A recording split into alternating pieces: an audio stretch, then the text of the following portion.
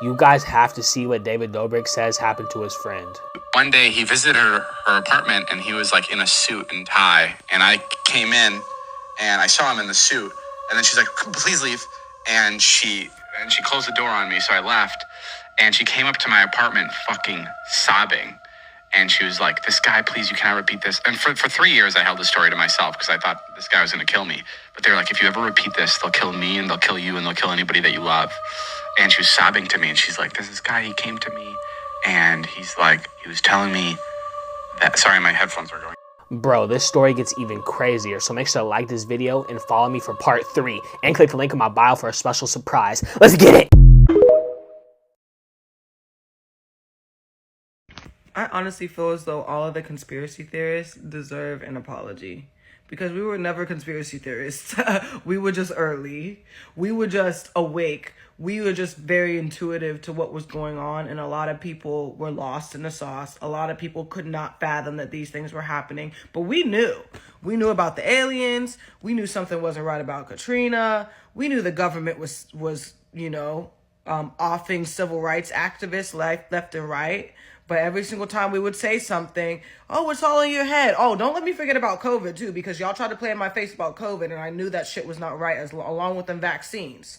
Okay, but every single time things come out, y'all get very quiet. Now, all of a sudden, y'all don't follow the news. Oh, okay. Oh, yeah, no.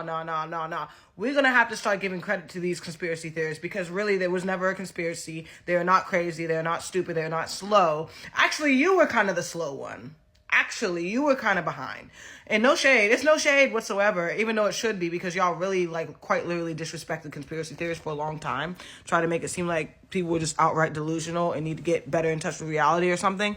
But long story short, the real goal here is to acknowledge that when people are questioning the government, maybe we should listen a little bit more. Maybe we should not just have blind faith in a group of people who have repetitively and historically shown that they do not care about the working class citizens, that they will burn down shit if it means they get to profit off of it in the long run and they get to create whatever they want.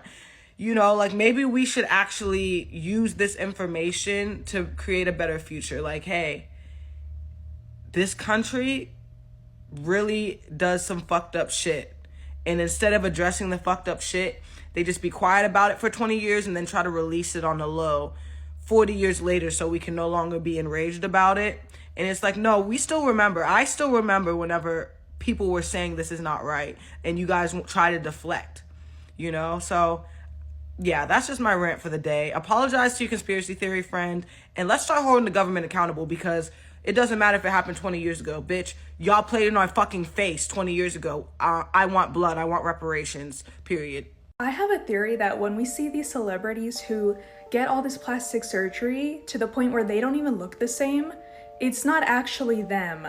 And the reason that I actually believe this to be 100% true with probably a lot more celebrities than we realize is because of Suzanne Collins' latest book, Sunrise on the Reaping. If you guys didn't know, Suzanne Collins has worked in the entertainment industry for a very long time. She used to write for Nickelodeon. She's been in that environment for a long time, way before she even wrote The Hunger Games. And I feel like she leaves us a lot of clues about what really goes down in the entertainment industry just with her books alone. In Sunrise on the Reaping, there was this character called Luella, and she was supposed to go into the Hunger Games to fight alongside Haymitch and the other tributes. But she ended up dying right before she actually went into the Hunger Games. And so, instead of them being like, oh man, you guys, we lost a tribute, I'm so sorry, what they did is they kidnapped a girl that looked like Luella, literally some random girl from the districts, and they drugged her so that she didn't try to escape. And they gave her a nickname called Lulu because Haymitch and the other tributes knew that that was not Luella. They saw her die. And so they couldn't believe that they just threw in some random girl that they kidnapped and pretend the whole time they were pretending like that was Luella when it wasn't. It was literally some random girl that they just took. So I feel like if a celebrity passes away, sometimes they don't even tell us, they just clone them because they want to continue to get money from that celebrity and their name and their fame. And I also think sometimes they might clone these celebrities if they're not doing exactly what they want them to be doing. I think that's like another reason why they might get rid of the actual celebrity that we see and clone them with another, because I think it's strange that so many celebrities just get plastic surgery out of nowhere and never address it. They never make a video about it. They're just look completely different overnight. And I think it's weird that we all just accept that and just say, oh yeah, they just look completely different. And it's like, are we sure like that's actually them? You know what I heard though? What? So being a night owl and being an early bird is actually a thing that happened way back, even in the beginning of civilization. Really? So it's not in everybody's gene, but certain genes and certain people inherited it, that you're supposed to be a night owl and you're supposed to be awake really late at night. Continuing, I wanted to warn you guys, their phones were being spied on. Click on this icon, then on more. If you see it, delete it immediately. So back in the day, you can imagine, you have a campfire, we're all in the cave sleeping, and you're telling me nobody's gonna keep guard? Somebody had to keep guard. Now, and that was a very small portion of the population, because there's so many dangers. There's could be like saber-toothed tigers, freaking dinosaurs if they were real. No, real shit. There were some creatures that could kill us, or even other people that could kill us if somebody wasn't awake. So the very small portion of those people were those people that were deemed as the night owls or the watchers, the protectors, right? It's pretty common in night owls right now. One of them being very creative. Oh, really? And very overthinking. Yeah. And Baggett though, why is that though? It's because we're awake at night. Yeah, like you have to overthink, bro. You have to overthink. You're stuck in your thoughts. Did you know these are the people who knew too much and were silenced? Michael Jackson, 25th of June, 2009. It's said that Michael uncovered secrets about a dark network involving high-ranking politicians and minors. The official version states he died from an overdose while trying to sleep that night. But how credible is that explanation?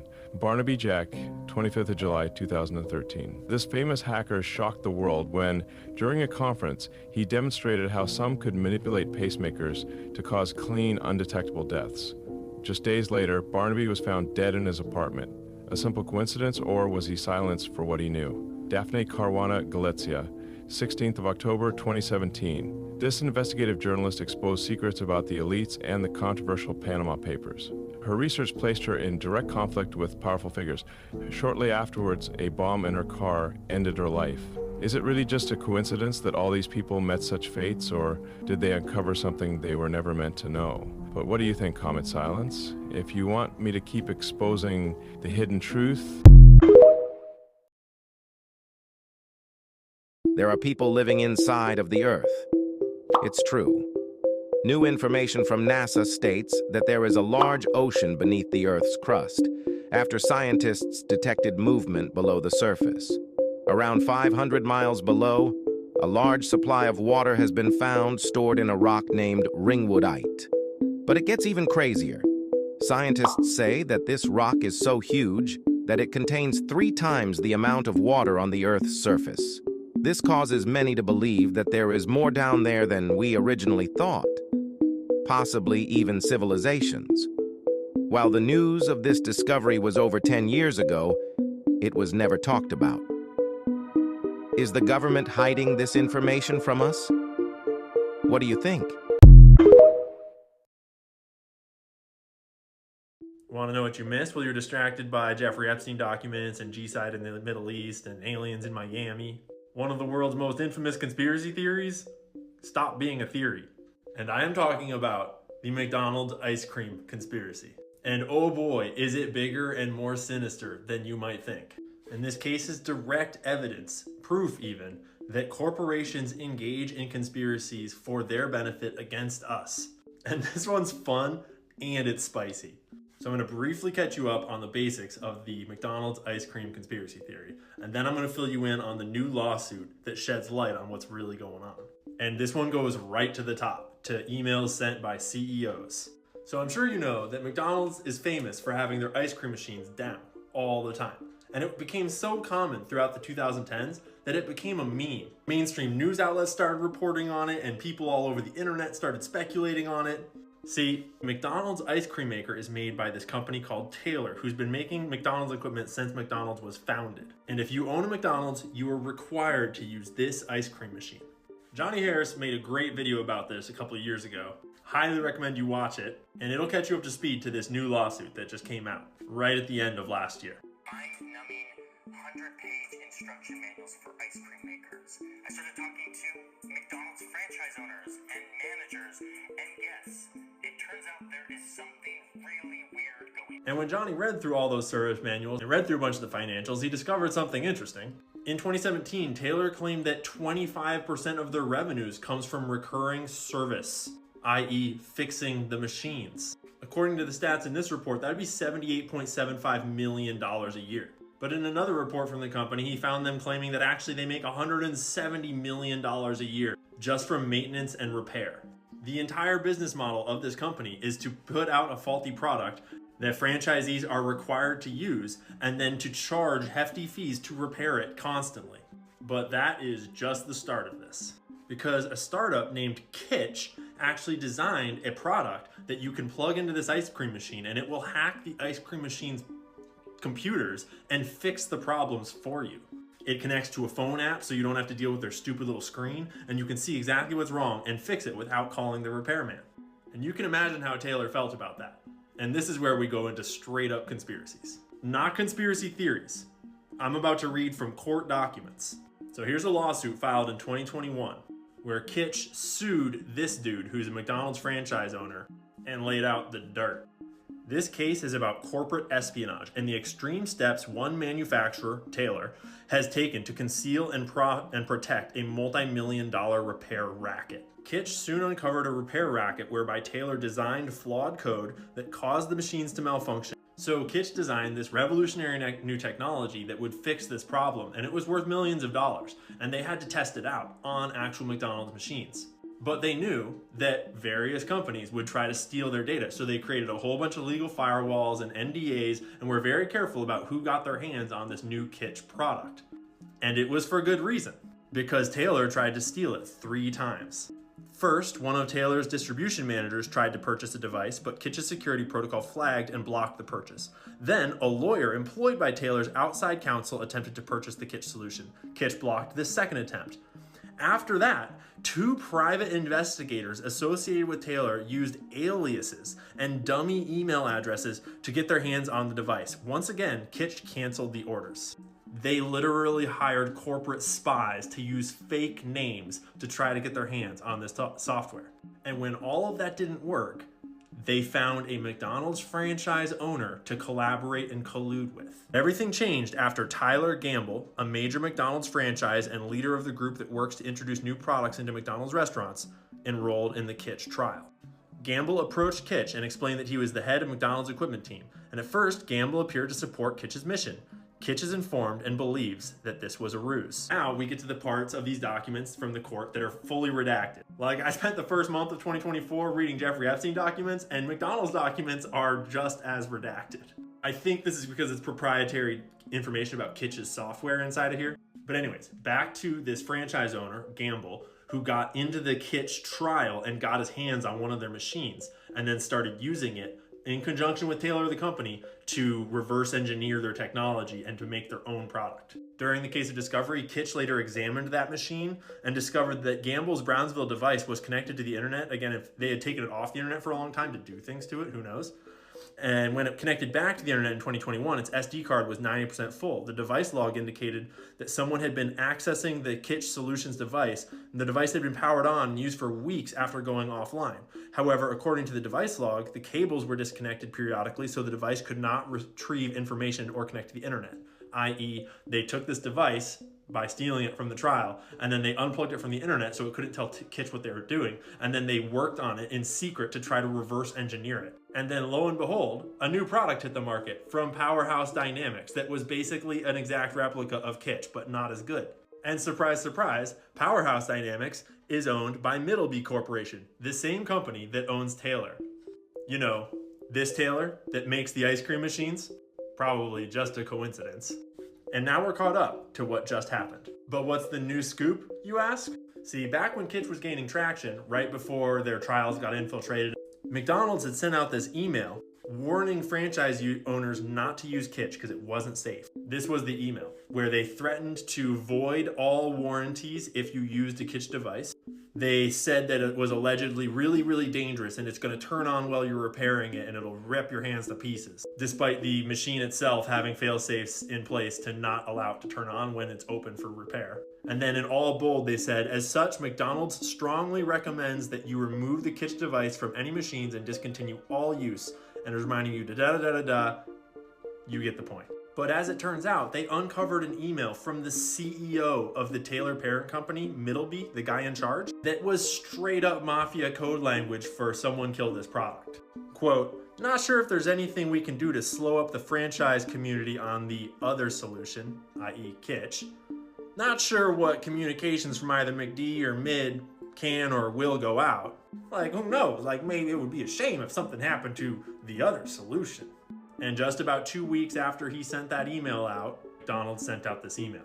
This is the guy, the CEO of Middleby, Dingleberry, I don't know the name, whatever the name of the company is. He gets paid $9.5 million a year as the CEO. And it's looking like Kitsch might win their $900 million lawsuit against McDonald's because they collaborated with this scumbag at the expense of all the franchise owners to the tune of millions of dollars of repair money every year, to the tune of an average of 15% of all McDonald's ice cream machines being out at any given time. Again, is this a deep conspiracy? Is there like secret backdoor deals going on? No. See, Johnny Harris and a lot of other mainstream journalists love to do this thing where they show you every part of a conspiracy theory and then they try to be like, see, it's not a conspiracy. It's just normal business. But actually, Johnny, it's looking like there are secret backdoor deals going on. Actually, this is the definition of a conspiracy. This is called corporate espionage, and it's a tactic regularly engaged in to take out competitors, to monopolize markets, and to screw everyone over for the corporation to make more money. So, just one more reason not to buy McDonald's. But Ross, why are you so involved in politics? I'll tell you, it's super simple. Last year, the government waste that we found could have given every family in the United States that has 4 kids 250 G's instead. House, mortgage, everything way more livable. And I'm not saying that like there's some special class of people that have 4 kids. I just want you to understand context.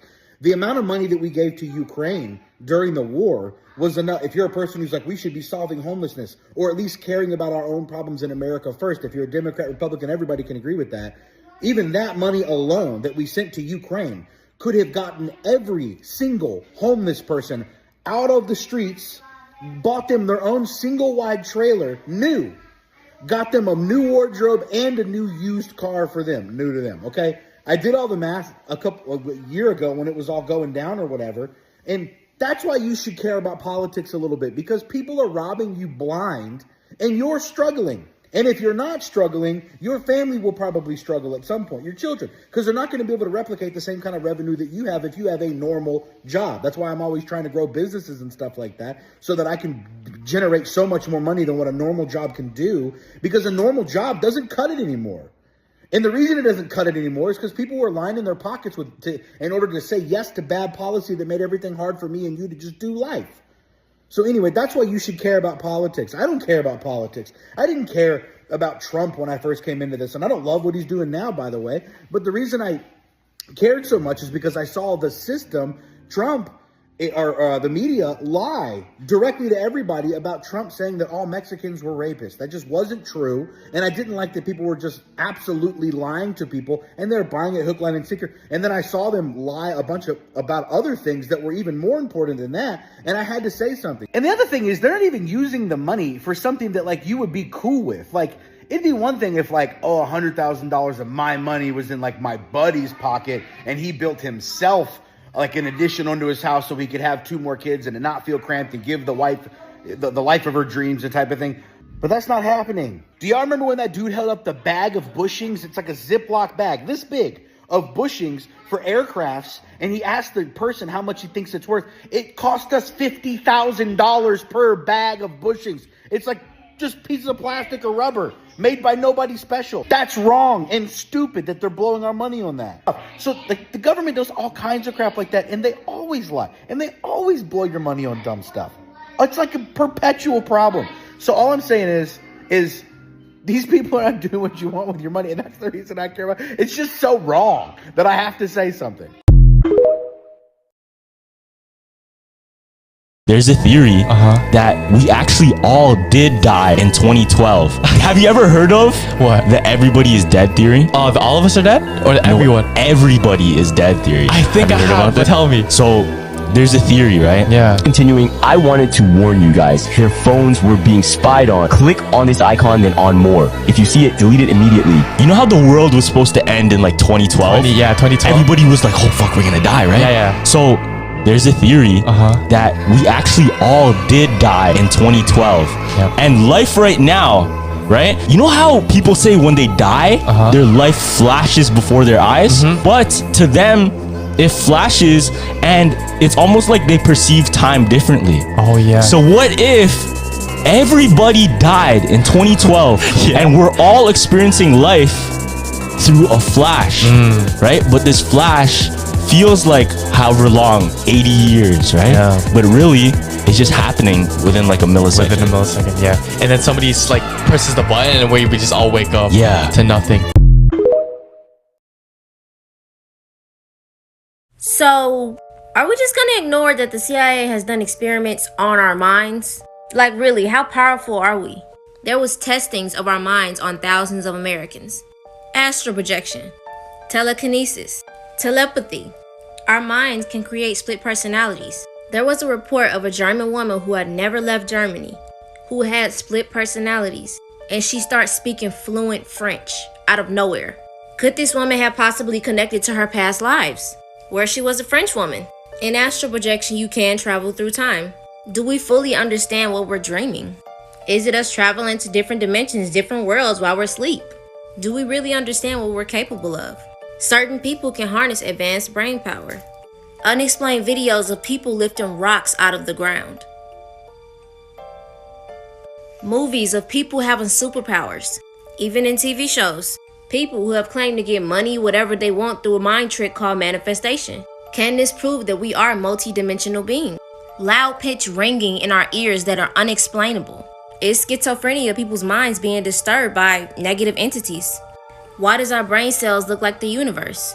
We have to stop thinking that everything is physical. Some people feel that we actually don't have a soul. But according to CIA documents, there are so many things that our soul can do. So what do we really know about brain power? Just my thoughts though, so y'all stay dangerous. Again, if you do not question anything and you do not believe in any kind of conspiracy theory, you are an NPC. I need you to remember when conspiracy theory was coined a thing, it was after JFK was assassinated, and it was to keep people from asking questions. So they said, oh no, conspiracy theorists are doing this and that. Those two words were words, but not together until after that. So just remember that those people that actually use their brains and they ask questions and they don't believe every single fucking narrative that's spewed to us because we're lied to constantly. We literally don't have the ability of seeing everything. The history that we're taught in grade school from the time that we start learning stuff at an impressionable age, it is a narrative. It is not everything. So again, if you don't believe in any kind of conspiracy theory, even from the smallest to the largest, you are an NPC. The hidden power, the Illuminati. Have you ever wondered who truly controls the world? The story of the Illuminati dates back centuries. A secret society founded in 1776, rumored to gather the most powerful people on the planet. Politicians, businessmen, and even celebrities. The symbolism is everywhere. The pyramid with the all-seeing eye on the dollar, triangular shapes in pop culture, and even mysterious hand gestures. But who are they today? Theorists believe they pull the strings from the shadows, controlling governments, the economy, and even the media. Is it all just a conspiracy theory? Or is the truth hidden in plain sight? What do you think? Can you spot the clues?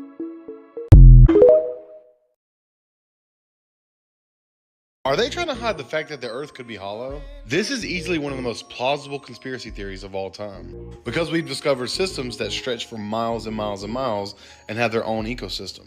There's a whole world beneath us and they might be keeping it a secret. Why, you might ask? Because they would have to rewrite all of our history. There's possibly species that they have claimed went extinct millions of years ago that are still around under these pockets of Earth. In 1947, Admiral Richard Byrd, a decorated naval officer, claims to have flown through a massive hole in Antarctica, and what he saw was mind-blowing. He described a beautiful, lush land filled with giant creatures and super advanced beings, all living in the hollow Earth, according to top-secret documents. A lot of people believe this is being covered up and the government classified his diary and other documents. Could this be explained why Antarctica is a no-fly zone and you can't go there? I mean, this theory to me is not that far-fetched. Let me know what y'all think in the comments. As always, thank you for watching. Until next time, and stay weird. Okay, so you know how they say that the past, present, and future is all existing simultaneously? The way that we perceive time in chronological order linearly is not the way that time actually moves if the past, present, and future are all existing simultaneously. Everything in the universe starts with the Fibonacci sequence. The universe is literally composed of mathematical equations. Every single thing grows in this pattern. It's a hurricane, a galaxy, an ammonite, a succulent, an acorn. You can even see this in any fetus. Galaxies are formed this way. Like, the list goes on, you get it. When you see the Fibonacci sequence in 3 dimensions, you see it in these staircases or in a tornado. So for those that believe this block theory that time is not happening linearly, that all time is happening simultaneously, and time is happening in the 4th dimension, stay with me. What if time is happening in the Fibonacci sequence? Like, if you take a look at this staircase, every single person on this staircase, no matter what point they're at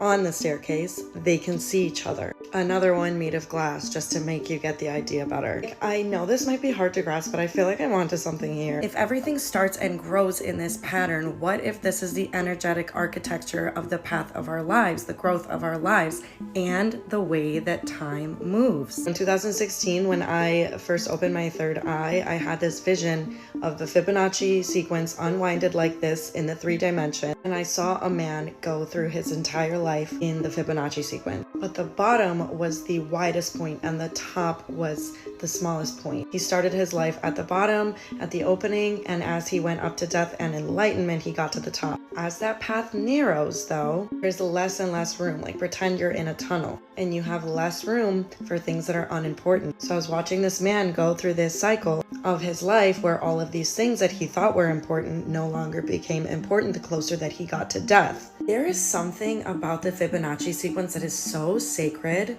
that my brain is trying so hard to understand, because I am always getting these downloads about the Fibonacci sequence and I cannot quite put my finger on what the fuck it is. But the other day, get this download. Time moves in the Fibonacci sequence. That is how you can see all time happening simultaneously, because no matter what point you are at in the Fibonacci sequence, whether it is unwound in the 3D or it is in 2 dimensions, you would be able to see at any given point in time. Does that make sense? Or do I just sound crazy? Said that you won't fly commercial. You said that it's like getting into a tube with a bunch of demons. Why do you think that? No, listen to me this thing. Not the people. The main reason is because of the need of Inside Edition. You got to get this now. Hey, you listen to me? My wife thinks Inside Edition is, oh yeah.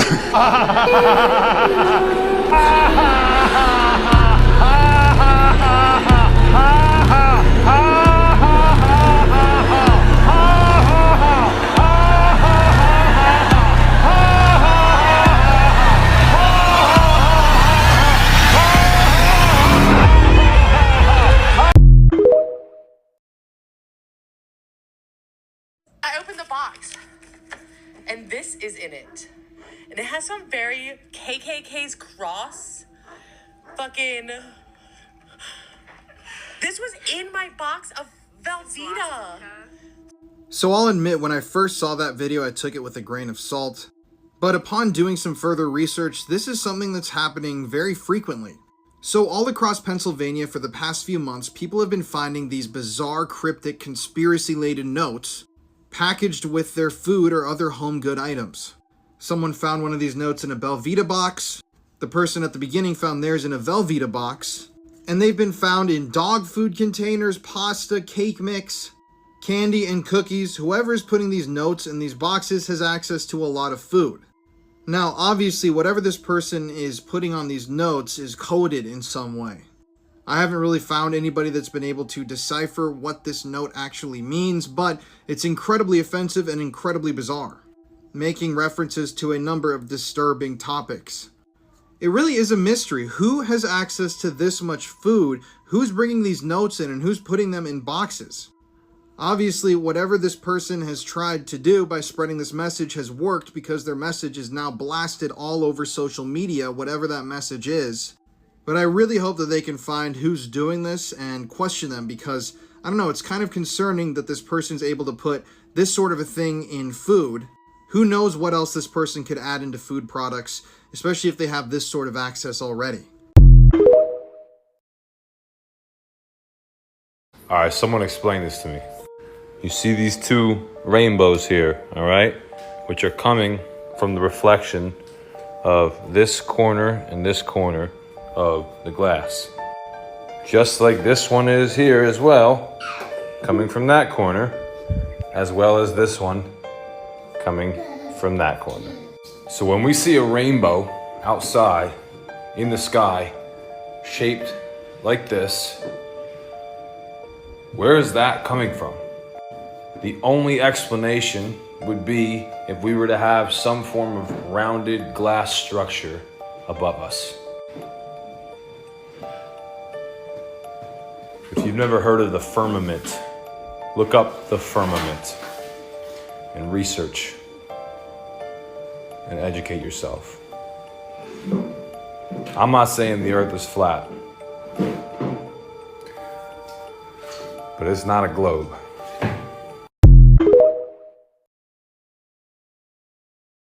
So how did the government trick and finesse us to live how we're living now? What you mean by that? For example, right, I believe in God. I believe God gave us all this land. But how did the government make us pay for land that they don't own? Yeah, what? Yeah, what? So let's say you bought a house and you paid it off. You still have to pay the government taxes just to live in your own home. You right. And get this part. You don't even own your own car, bro. Wait. That's where you're wrong at, because I technically do own my car. I just paid it all off. No, you don't. So you pay every month to use your car. We call that insurance. You pay taxes every year to use your car. We call that tabs. Tabs is how they keep tabs on us. Exactly. So if you don't pay for the tabs every year, then they won't allow you to use your car. Dang, man, I feel like I'm being bamboozled, bro. Oh, no. It gets worse. Oh, my gosh. Let me hear more, man. Now, when we go to work, right, before we get paid, who get paid? The government. So get this. The government takes money out of our check before we even get our check. Then we got to pay to keep our belongings and use our belongings every month. Wait. So let me get this right. If I buy a house and pay it off, I gotta pay the government to keep it, or they will take it from me and sell it to someone else. If I buy a car, I have to pay the government to use it. And every time I get a job, the government will pay their sales before they pay me. Oh, it get worse? Nah, I can't even get no worse than that, bro. Oh no, get this. Now, you're supposed to pay the government to do all the natural things that you're supposed to do. What you mean by that? Like, for example, if you want to hunt, right, something you naturally supposed to do, you got to go through the government and pay for that. And then on top of that, fruits and vegetables are supposed to be all through the world for free, right? But we allow the government to take all our fruits and vegetables to put them in grocery stores so we can pay for them. This is crazy to think about, bro. You want to get married? Go through the government. Want your kids to be educated? Go through the government. You want... I don't even want to hear no more, bro. This is just blowing my mind. Okay, one more question. All right, go ahead.